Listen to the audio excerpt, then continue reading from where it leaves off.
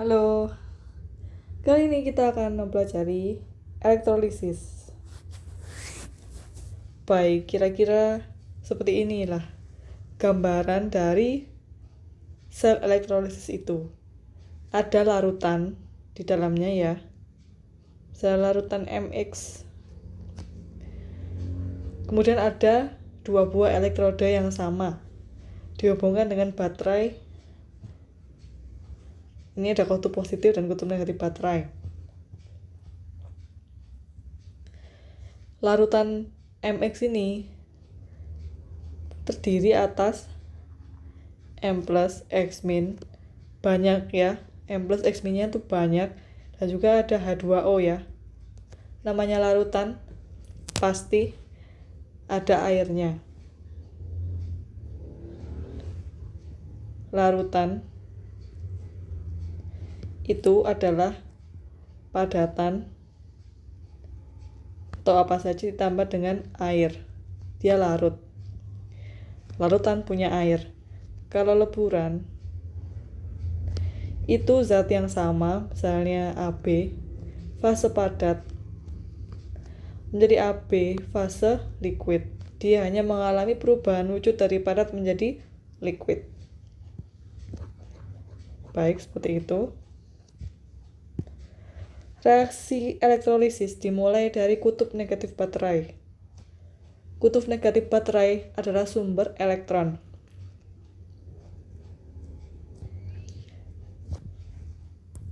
Sesuatu yang mendapatkan elektron itu pasti reduksi.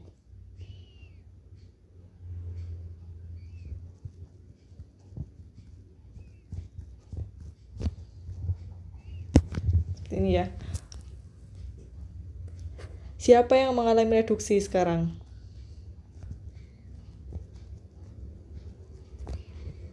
Ada 3 kemungkinan.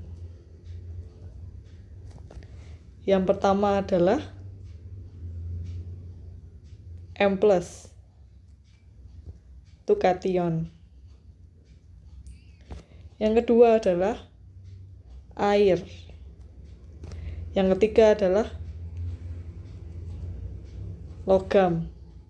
Ini misalnya saya menggunakan logam Cu. 1, 2, 3 benar. Maaf, 1, 2 benar, 3 salah. Karena logam, jika menerima elektron, tidak mungkin dia menjadi Cu min. Nah, ini tidak ada. Logam itu selalu akan melepaskan elektron.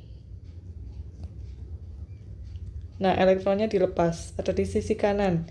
Ini elektronnya ditangkap. Logam tidak bisa menangkap elektron. Kalau menangkap elektron jadi logamin. Nggak ada ya, logamin ya.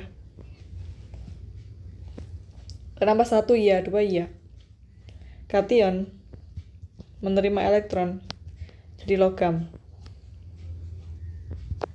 Yang kedua air menerima elektron, reduksi air. Nanti akan dijelaskan reduksi air seperti apa. Lalu, sekarang siapa yang mengalami oksidasi?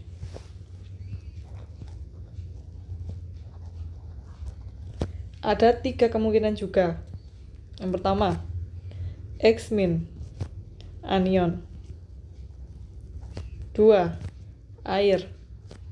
3, adalah elektrode. Ini elektrode. Ketiga-tiganya bisa mengalami reaksi oksidasi. Ini ditentukan dari enolnya. Enol masing-masing ini. Ini nanti punya enol sendiri-sendiri ini. Berapa gitu. Yang mengalami oksidasi adalah yang memiliki enol paling kecil.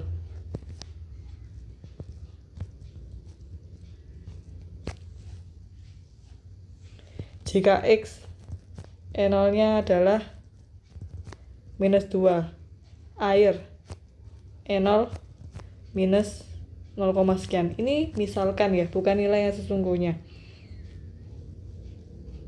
Maka yang mengalami oksidasi adalah X minus. Karena X minus paling negatif, paling kecil. Seperti itu. Hal yang sama untuk menjelaskan yang reduksi.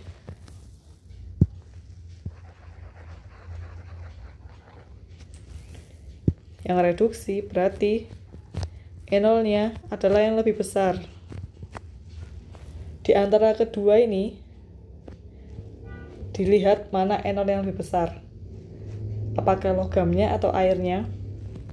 Kalau E0 air lebih besar daripada E0 logam atau kation logam M, maka air yang reduksi. Seperti itu, ini yang reduksi. Ini yang oksidasi.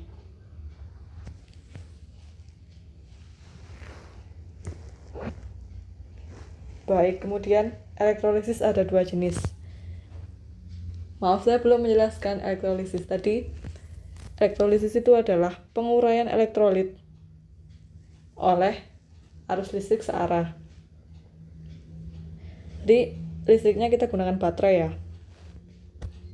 Penguraian elektrolit oleh arus listrik searah. Jenisnya ada 2, ada lelehan atau leburan dan larutan. Yang pertama, lelehan atau leburan. Misalkan ada suatu senyawa, lelehan AB, jika diuraikan akan menjadi A+, aqueous, B+, B- maksud saya, aqueous. Jika leburan, kalau di elektrolisis itu kation logam akan tereduksi menjadi logamnya. Semua jenis logam A yang tereduksi menjadi unsurnya adalah A. Maka kita tambahkan elektron di sini.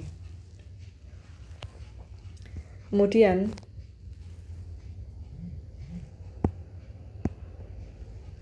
yang mengalami oksidasi itu dilihat dari jenis elektroda.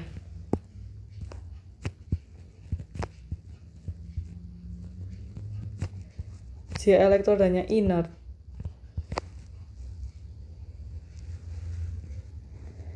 atau non-inert.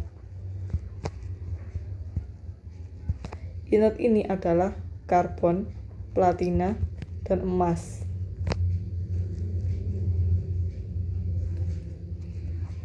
Kalau sisa asam oksi yang teroksidasi adalah air.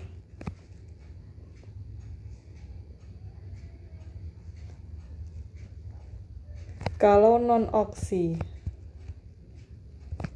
yang tereduksi adalah unsur itu menjadi unsur-unsurnya. Kemudian kalau elektrodanya non-inert, berarti elektroda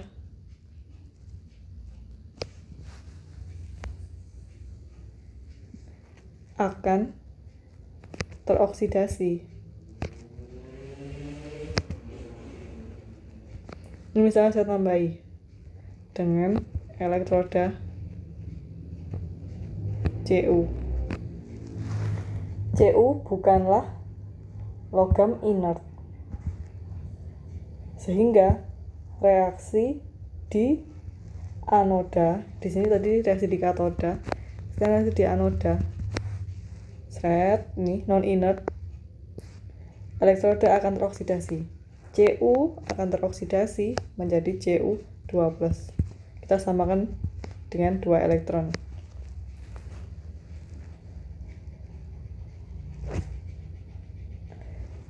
Yang ini adalah untuk elektrolisis larutan. Bahwa reaksi di katode tidak dipengaruhi oleh elektrode. Ion H+ akan direduksi menjadi gas hidrogen. Itu yang pertama. Lalu yang kedua, ion logam aktif itu golongan 1A, 2A, 3A, AlMn tidak tereduksi. Yang tereduksi adalah air. Kenapa seperti itu? Karena E0 air lebih besar daripada E0 logam ini. Sehingga air yang akan teroksidasi. Ini adalah persamaan reduksi. Maaf ya, tadi terreduksi. Ini adalah persamaan reaksi air tereduksi. Tereduksi ini, dia menangkap elektron airnya. H2O tereduksi menghasilkan gas hidrogen. Ini adalah gas. Lalu yang ketiga, ion logam lain selain logam aktif akan tereduksi menjadi logamnya. Cu bukan logam aktif, berarti Cu2+ akan tereduksi menjadi Cu. Lalu untuk yang oksidasi, reaksi di anode, reaksinya oksidasi tentunya. Kalau anionnya ion OH-, ion OH- akan teroksidasi menjadi oksigen. O di sini biloxnya adalah -2. Di sini 0. Dia naik biloxnya. Sehingga dia teroksidasi. Lalu ada ion sisa asam oksi kuat. iso4 2- NO3-. Itu tidak akan teroksidasi. Air yang akan teroksidasi menjadi gas O2. Oksigen, di sini biloxnya -2, di sini 0. Teroksidasi karena ada peningkatan bilox. Lalu kalau ion sisa asamnya tidak oksi, berarti tidak ada oksigennya. Kalau anodanya inert, maka teroksidasi menjadi unsurnya. Bila tidak inert, maka logam itu yang teroksidasi. Ini adalah patternnya ya. Kation, Anda lihat kationnya. Kalau kationnya logam aktif, air tereduksi. Kalau bukan logam aktif, berarti logam itu tereduksi. Kalau kationnya H+, tereduksi menjadi H2. Oke, kalau logam aktif contohnya misalnya MgCl2. Ini kan Mg ya, kationnya Mg2+. Dia logam aktif tuh. Berarti air yang akan mengalami reduksi. Tadi rumusnya gini dan sebagainya. Bukan logam aktif, contohnya misalnya apa ya? NiSO4. Nah, ini kan kationnya Ni2+ tuh. Dia bukan logam aktif, jadi Ni-nya yang tereduksi menjadi Ni. Ditambah 2 elektron.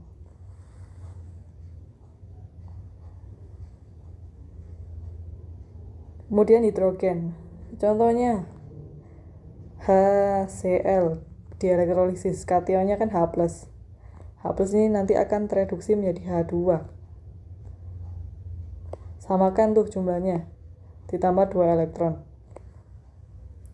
Oke, kita lanjut ke anion. Anion itu kalian cukup melihat elektrodanya. Langkah pertamanya adalah melihat elektrodanya. Tentukan bahwa dia itu inert atau bukan. Inert kan CpTaU. Cepet tahu.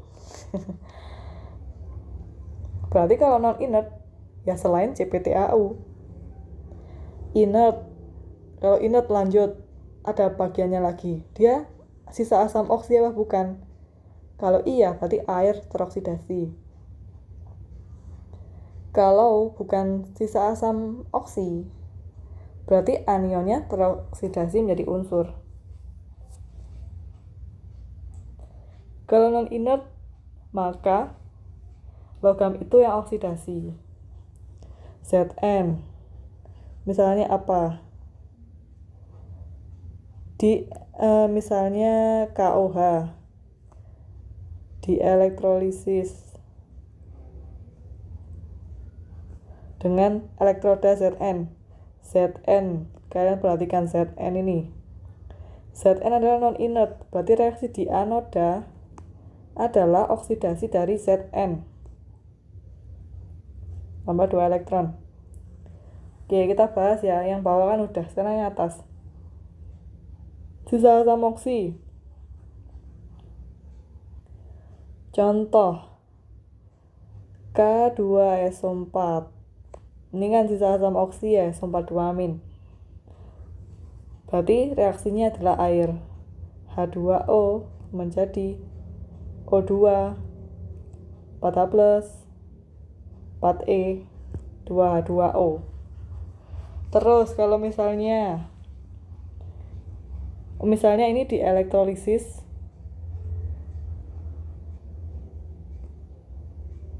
dengan karbon kan inert, sisa asam oksi, air yang bereaksi. Kalau yang di elektrolisis itu KCl, pakai C ya, C karbon. Jadi Cl-nya ini Cl- kan jadi unsurnya Cl2. Disetarakan jumlah Cl-nya ditambah 2 elektron. Seperti itu.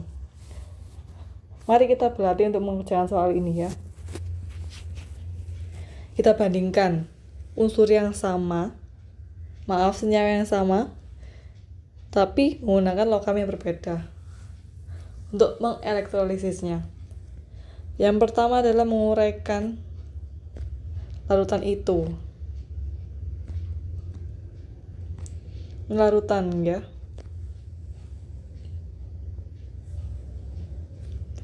K logam aktif, berarti kationnya H2O yang bereaksi.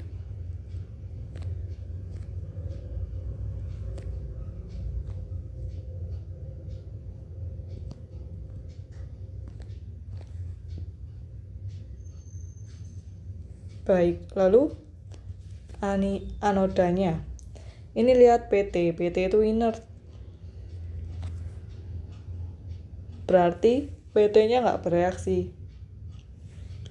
Cl- bereaksi menjadi Cl2, 2 Cl- tambah 2 elektron. Dicoret sama 2H2O ditambah 2 Cl-, 2 OH- plus Cl2 ditambah H2. Seperti ini hasilnya. Kalau reaksi yang ini sama, kita uraikan dulu.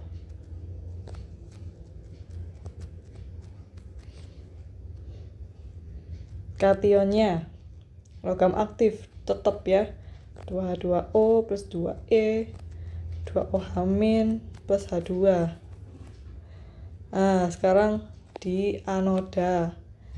Ini lihat Cu bukan inert, berarti langsung pakai Cu itu. Cu menjadi Cu2 plus 2 elektron. Coret 2H2O plus Cu. Ini padat ya. Ini larutan, ini liquid, 2OH- aqueous ditambah H2 gas ditambah Cu2 plus Aq.